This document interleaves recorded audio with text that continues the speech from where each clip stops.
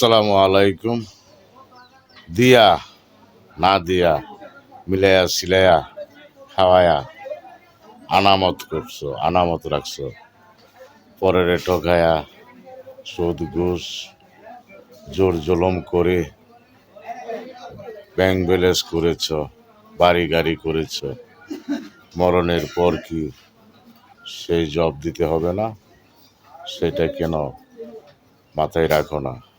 মাথায় না রেখে চুরি ডাকাতি খুন খারাপি করেই যাচ্ছ কেন?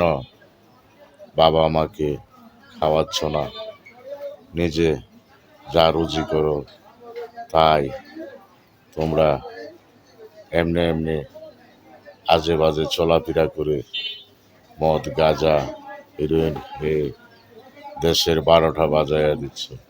বাবা মার বংশের দুর্নাম করছো, চুরি করো কেন? অন্য কাজ নাই, অন্য কাজ করে খাও, প্রয়োজনে মেতরগিরি করে খাও, তবু চুরি করো না। চুরির মতো এমন খারাপ না। অন্যের মাল চুরি করে নিবাগা তার মনে আঘাত পাই না? এসব করতে যাও কেন? বাবা মার দুর্নাম করতা, বংশের দুর্নাম করতা, এসব করো না। তো যারা করো এসব করে তো বাবা মার কলঙ্ক।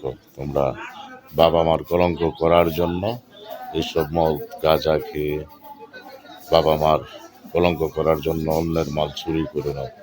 এসব করে এলাকারও বাপ মার দুর্নাম করো না। সবাইকে বলছি, ছোট থেকে ছেলে মেয়েদেরকে অতিরিক্ত উৎসাহ দিও না। বইল না যে ওরে মাইরাতে এবি, মায়ের খাই আইস না, বা টাকা বেশি দাও, এমনি এমনি উড়াইয়া পরে নষ্ট হয়ে যায়। এসব করা বাবা মারই দোষ আমার মনে হয়। তো আমরা যেন সবাই এর থেকে বিরত থাকি, ছেলে মেয়েদেরকে নিজের আওতায় রাখতে পারি, সেই তৌফিক যেন আল্লাহ আমাদেরকে দেয়। আমিন।